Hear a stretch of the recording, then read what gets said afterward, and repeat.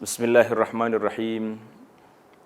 Alhamdulillahilladzi fadala bainal biqa' wa ikhtara al-madinata daral hijrah. Wassalatu wassalam ala al-muhajiril awwal sayyidil mursalin nabiyyina Muhammadin wa ala alihi wa sahbihi ajma'in, amma ba'd. Tuan-tuan muslimin dan muslimat, apabila kita duduk dalam raudah, di dalam raudah ini banyak sekali tempat-tempat yang kita akan lihat. Di antara sempadan saya sebut tadi, di antara mimbar dengan rumah Nabi. Itu sempadan. Mungkin jaraknya terlalu kecil kalau kita lihat sekarang ini.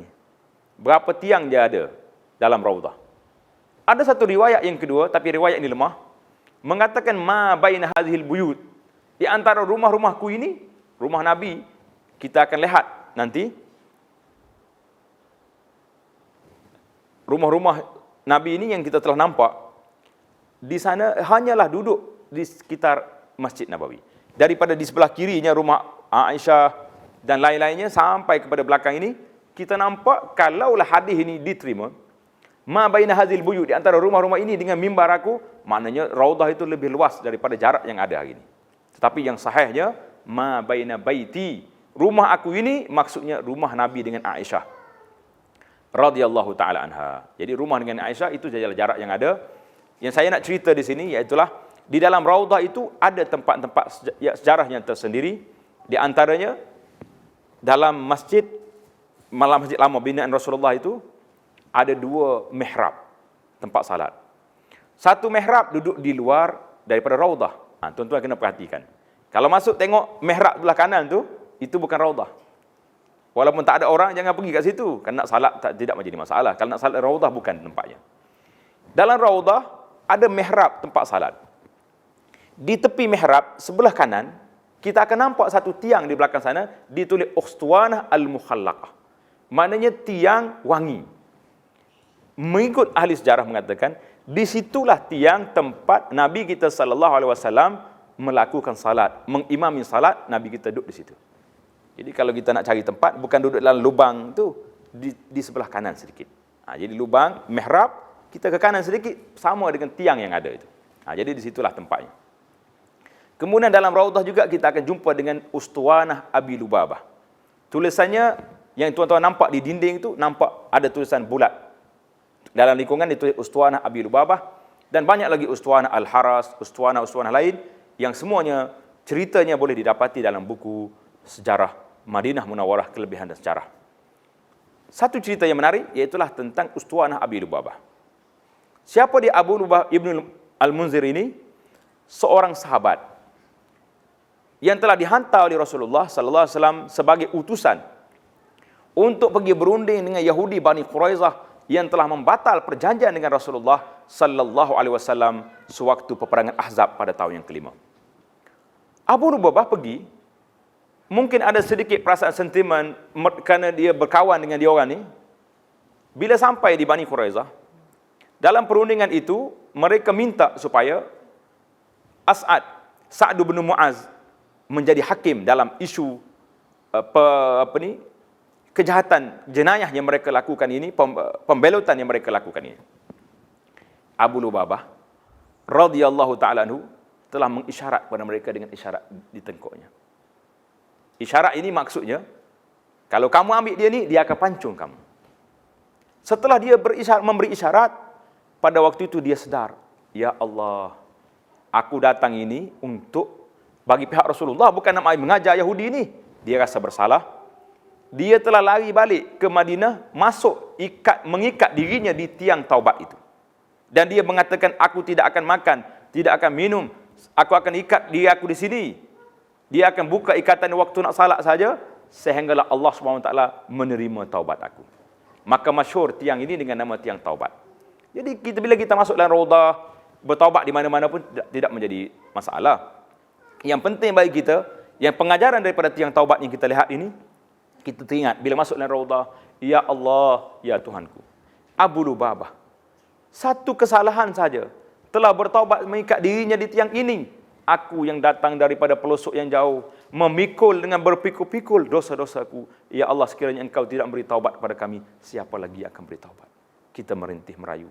Dengan mengenangi bagaimana sahabat-sahabat yang terdahulu. Satu kesalahan, mereka terus bertekad tidak akan lepaskan dirinya daripada ikatan ini kecuali setelah Allah SWT menerima taubatnya. Itu cerita dalam Masjid Nabawi. Yang pentingnya kita melakukan salat dalam Masjid Nabawi, sama ada salat sunat atau fardu, Allah Ta'ala akan gandakan pada kita dengan 1000 kali ganda. Dan sesiapa yang dapat masuk dalam raudah, masuklah dengan cara yang baik, dengan cara yang beradab.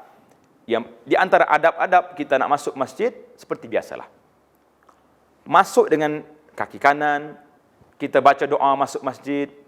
Bila masuk ke masjid, kita lakukan salat tahiyatul masjid. Kalau waktu itu bukan waktu azan. Kalau dah azan, masuk dengan niat sembahyang qabliyah. Tapi ingat, jangan sekali-kali kita lalu di hadapan orang salat di Masjid Nabawi. Kerana walaupun Masjid Nabawi ini tanah haram, tetapi hukum melintasi depan orang salat itu haram. Tidak sebagaimana yang dibahaskan oleh ulama sewaktu membahaskan tentang Masjid Haram Mekah.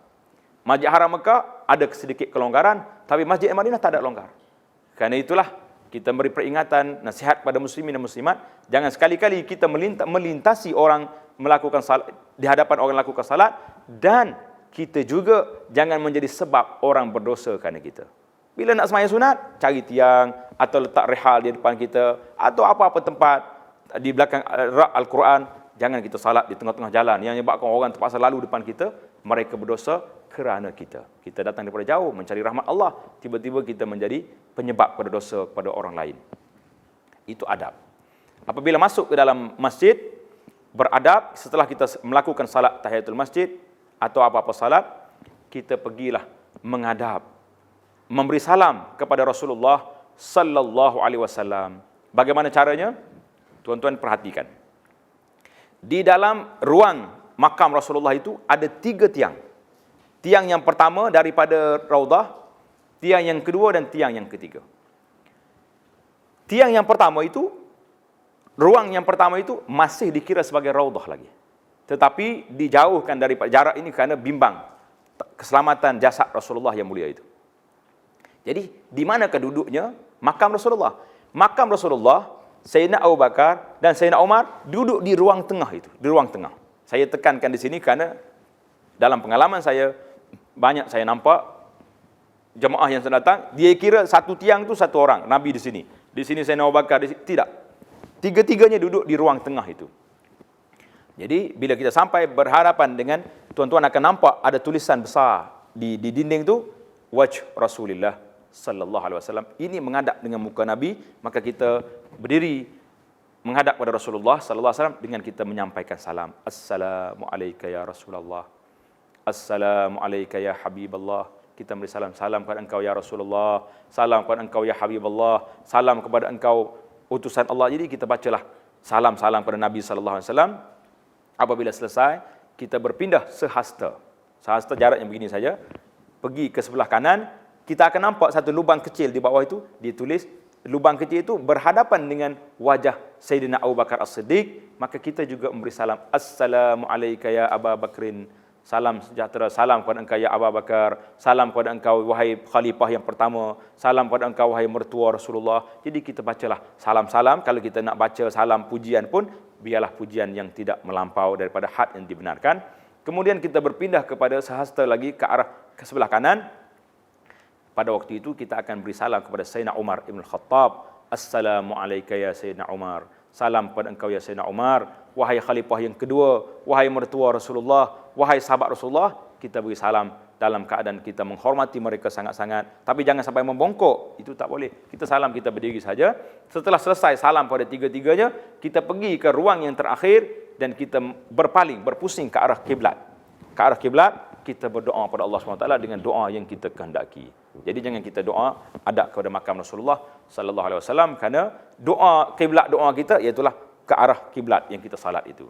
Jadi setelah selesai kita melakukan salat tahiyatul masjid, setelah selesai kita beri salam kepada para Rasulullah sallallahu alaihi wasallam dan para sahabat, maka kita boleh lagi bila ada masa kelapangan pada hari yang lain pula, kita pergi lagi bagi salam, kita pergi lagi ziarah. Kerana orang yang mari musafir jauh ni berbeza dengan orang yang ada di sana. Kalau orang yang duduk di Madinah dah tidak digalakkan setiap hari pergi bagi salam, tidak. Jadi salam daripada Rasulullah ni di mana-mana saja sampai. Kita duduk di Malaysia pun sampai dalam tahiyat kita, Assalamualaikum ya Rasulullah, kita mengatakan salam. Dan kita bersalawat pada Nabi sallallahu alaihi wasallam sentiasa. Itu di antara adab-adab peraturan. Dan bagi kaum wanita yang nak pergi beri salam pada Rasulullah, duduk di Madinah, janganlah dengan pakaian-pakaian yang tidak sopan. Seolah-olah kita nak pergi jogging di kampung kita, nak pergi Masjid Nabawi Syarif, nak pergi salam pada Nabi, orang yang kita sayangi, tiba-tiba kita berpakaian dengan pakaian yang tidak diiktiraf oleh Rasulullah sallallahu alaihi wasallam. Saya bimbang, bukan kita nak menunjuk sayang pada Nabi, seolah-olah kita pergi, ya Rasulullah, tengok saya datang dengan gaya bebas yang Rasulullah tidak iktiraf. Dengan gaya bebas kita itu, maka hendaklah kita beradab dengan Rasulullah sallallahu alaihi wasallam hayyan wa mayyitan, waktu hidupnya dan waktu wafatnya sama aja. Kita hormat Rasulullah, kita sayangi Rasulullah, kita ikut sunnah Rasulullah sallallahu alaihi wasallam.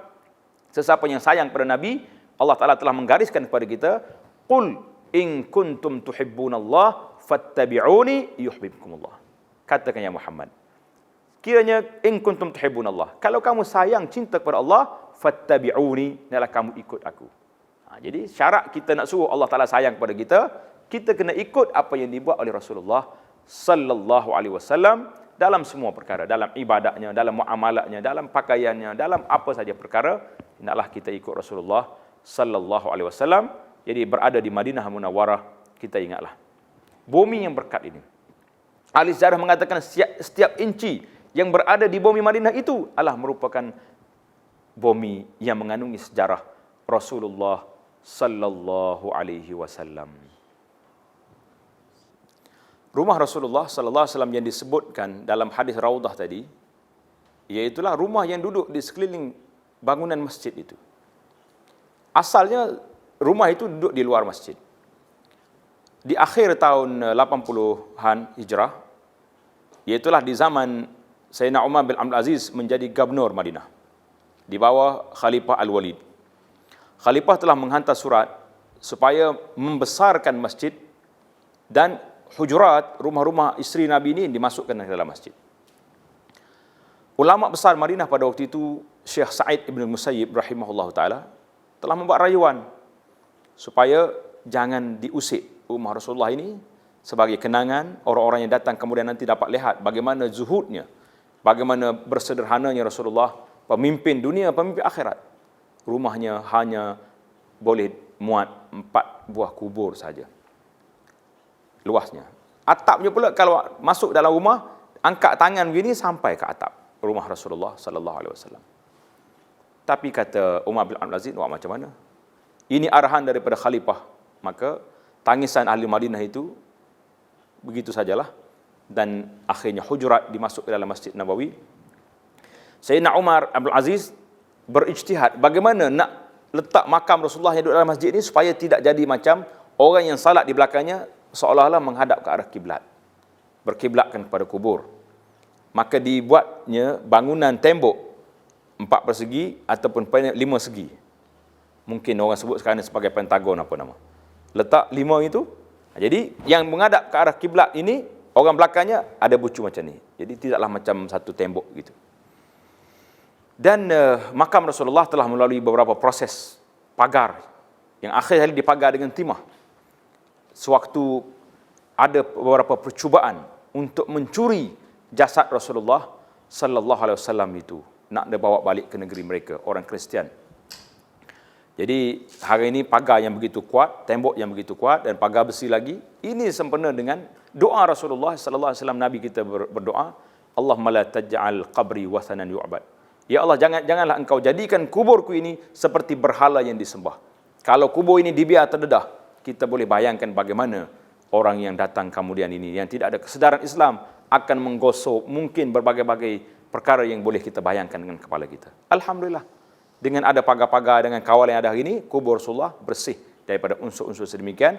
Walaupun ada sebahagian masyarakat yang datang itu menggosok-gosok pagarnya itu, setakat itu sajalah yang mereka mampu lakukan. Itu dalam kubur, dalam Masjid Nabawi Syarif. Tuan-tuan muslimin dan muslimat yang ada di Madinah, juga ada beberapa tempat sejarah yang ada kesannya dan menjadi lawatan Rasulullah sallallahu alaihi wasallam. Di antaranya iaitulah perkuburan Baqi' yang telah saya sebut di awal tadi. Perkuburan Baqi' itu dekat dengan Masjid Nabawi Syarif. Nabi kita sallallahu alaihi wasallam sentiasa pergi ke Baqi' menyampaikan salam kepada ahli kubur seperti salam yang kita belajar, Assalamualaikum ya dara qaumil mu'minin wa inna insyaallah bikum lahiqun, as'alullah lana wa lakumul afiyah. Perkuburan di Baqi' ini, kata ulama ahli sejarah mengatakan ada lebih kurang 10,000 orang sahabat yang dikebumikan di perkuburan Baqi'. Perkuburan Mekah nama dia Ma'la, perkuburan Ma'la. Perkuburan Madinah namanya perkuburan Al-Baqi'.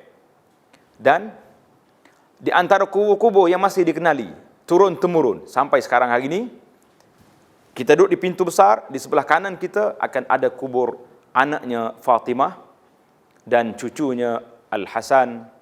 Dikatakan kepala Sayyidina Husain juga dikebumikan di sana, dan kubur bapa saudaranya Abbas. Kemudian di tengah kita ini kita akan jumpa dengan kubur anak-anak perempuan Rasulullah sallallahu alaihi wasallam, Ruqayyah, Zainab, Ummu Kalthum radhiyallahu taala anhunna. Kemudian ke sebelah kiri sedikit makam kubur isteri-isteri Rasulullah seramai 9 orang, kecuali Khadijah yang berada di perkuburan Ma'la di Makkah dan Maimunah yang berada di Saraf ataupun sekarang dikenal dengan nama Nawariyah, lebih kurang 20 km daripada jalan Madinah menuju ke Mekah. 20 km sebelum sampai ke Mekah, di sana kuburnya. Jadi kubur-kubur yang masih ada di Baqi', selain pada isteri Nabi, iaitulah sepupunya Aqil. Kubur anaknya Sayyidina Ibrahim, anak Rasulullah sallallahu alaihi wasallam. Di tengah-tengah sana kita akan nampak kubur Sayyidina Uthman Ibn Affan, khalifah yang ketiga. Jadi keterangan tentang kubur ini kita boleh lihat dalam carta yang ada ini. Kemudian di antara tempat yang baik untuk kita ziarah di Madinah juga, iaitulah syuhada Uhud. Peperangan di Madinah berlaku, iaitulah peperangan Uhud pada tahun yang ketiga Hijrah. Setelah orang kafir tewas dalam peperangan Badar, tahun yang kedua di Badar, 150 kilo dari Madinah Badar. Mereka datang lagi untuk menyerang Madinah. Nabi sallallahu alaihi wasallam telah mengumpul sahabat-sahabat. Keluar 1,000 orang tentera.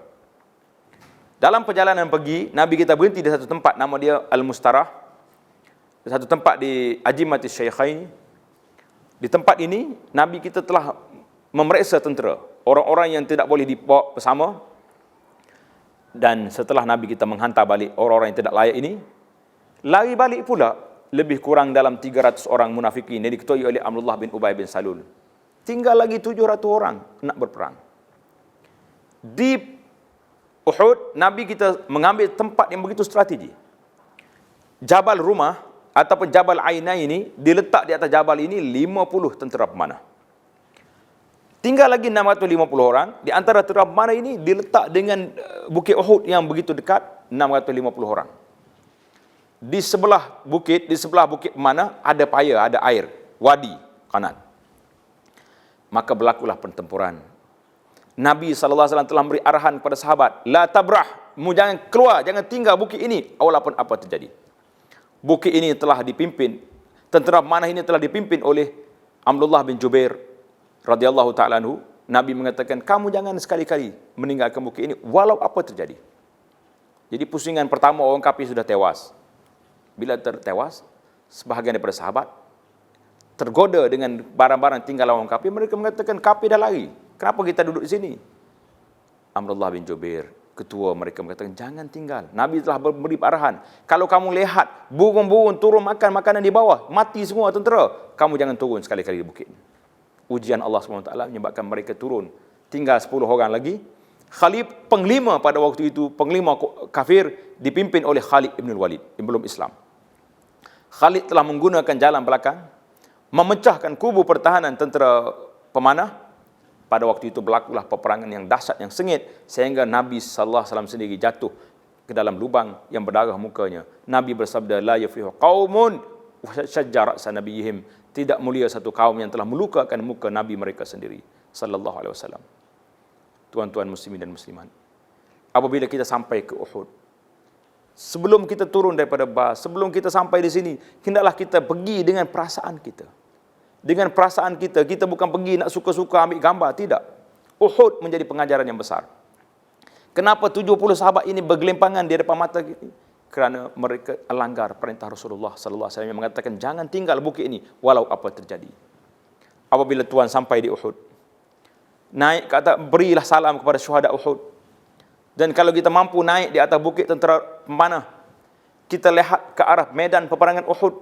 Pada waktu itu coba Tuan bayangkan, dengan perasaan kita, dengan hati kita, bagaimana Rasulullah yang berada di bukit Uhud itu, dalam keadaan mukanya yang berdarah. Dan para sahabat yang bergelimpangan 70 mati syahid.